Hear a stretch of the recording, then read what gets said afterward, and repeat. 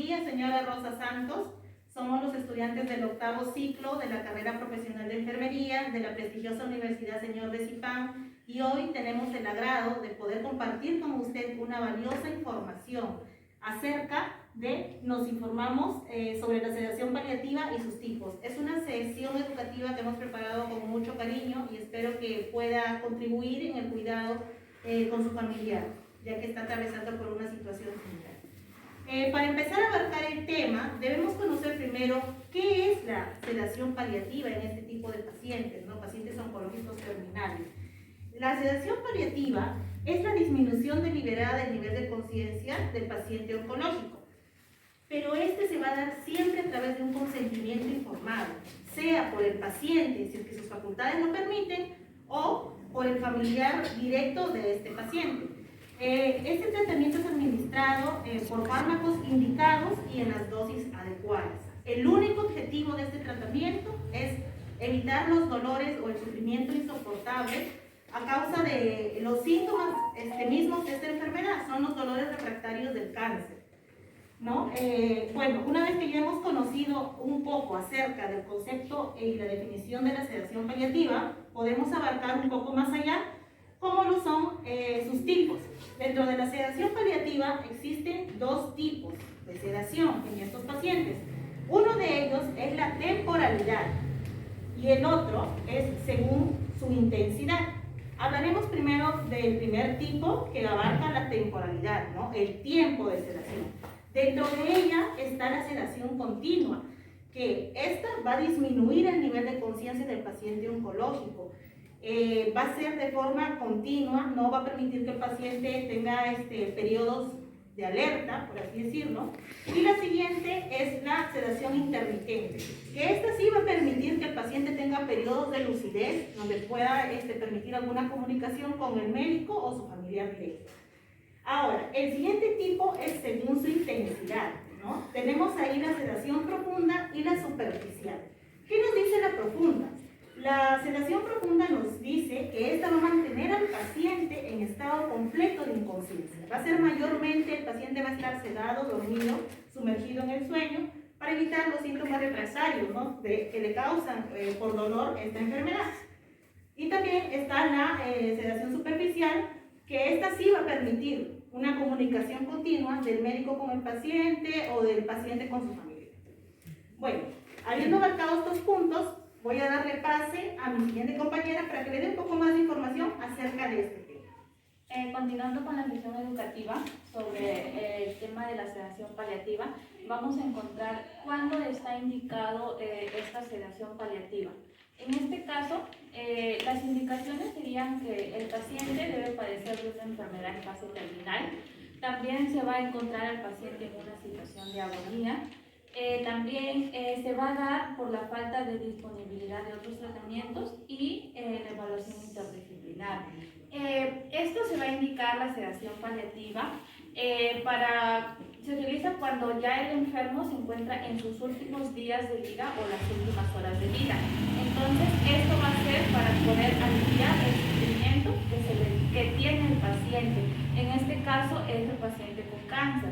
Entonces nosotros ya debemos de diferenciar entre lo que es la sedación paliativa, que ya se dan los últimos cuidados en sus últimas horas de vida o en sus últimos días de vida, a diferencia de que también existe la eutanasia.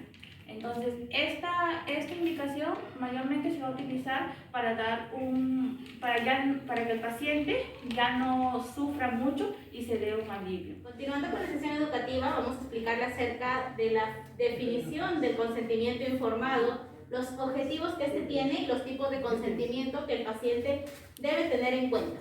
El consentimiento del paciente es un procedimiento formal, como ya le han venido explicando, cuya finalidad es aplicar el principio de autonomía del paciente, donde la dicha información debe ser de manera puntual, comprensible y detallada, cosa que es un tipo de documento donde, como bien dice aquí, lo que más debe resaltar es la comprensión del paciente o de su acompañante.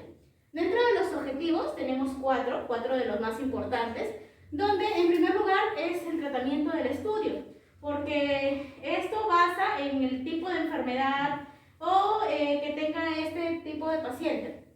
Tenemos los beneficios del tratamiento, los riesgos del tratamiento que éste corre, porque es un consentimiento donde bien sabemos el paciente o el cuidador debe tener en cuenta, y la posibilidad al rechazo del tratamiento. El rechazo lo puede tener el cuidador o el paciente, cosa que si uno no está de acuerdo no es posible acatarlo. Dentro de los tipos de consentimiento tenemos el consentimiento explícito y el consentimiento implícito. El consentimiento explícito es donde está otorgado por el paciente, donde dicha decisión por su trascendencia necesita un máximo de garantías donde responde a la voluntad y al mundo de valores del paciente.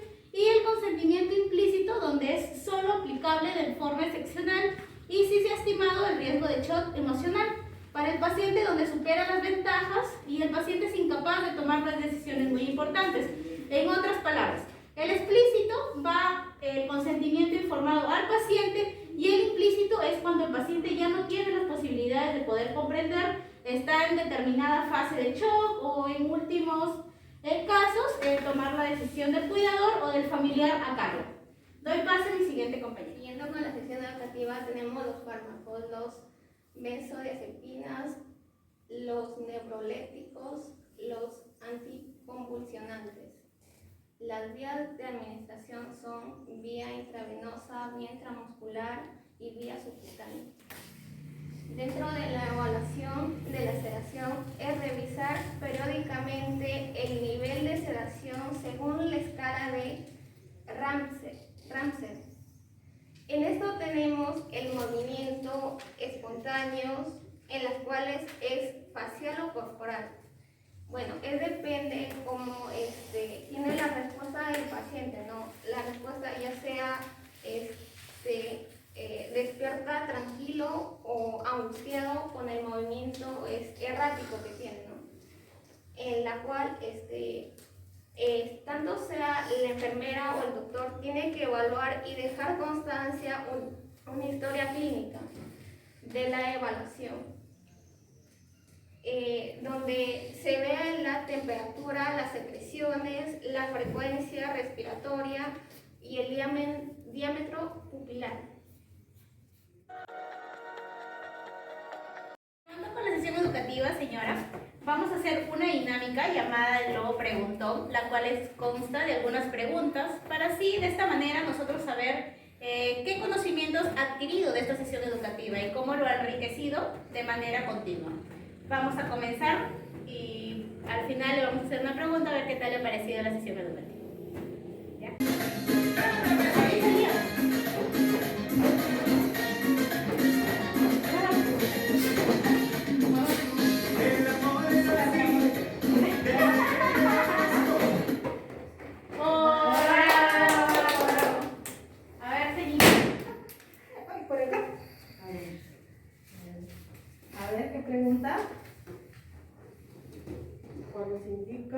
¿Cuándo se indica la sedación paliativa? ¿Cuándo se indica, señorita, la sedación paliativa?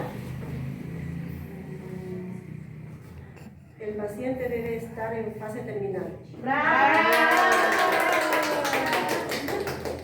Seguimos, continuamos.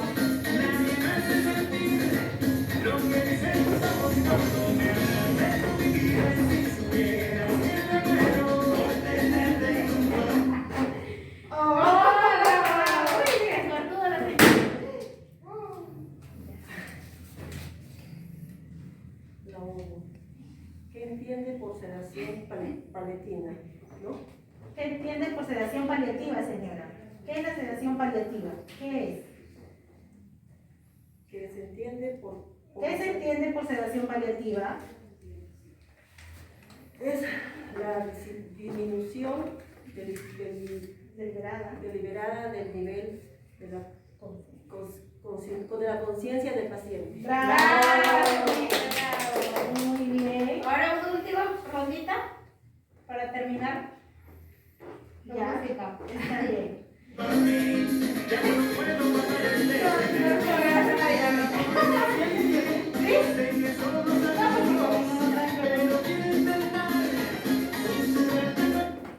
No te quedas.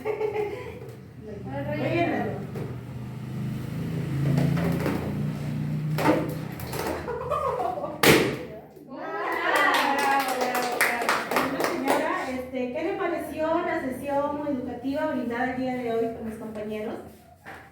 Muy bien, importante consejo. Muy buen consejo. Estar preparado para cualquier enfermedad. Podemos saber que nadie está libre de esa enfermedad. Muchas gracias, señora. Le agradecemos en nombre de todos mis compañeros por haber ayudado y participado que se realice esta sesión educativa que se realizó con mucho amor. Gracias.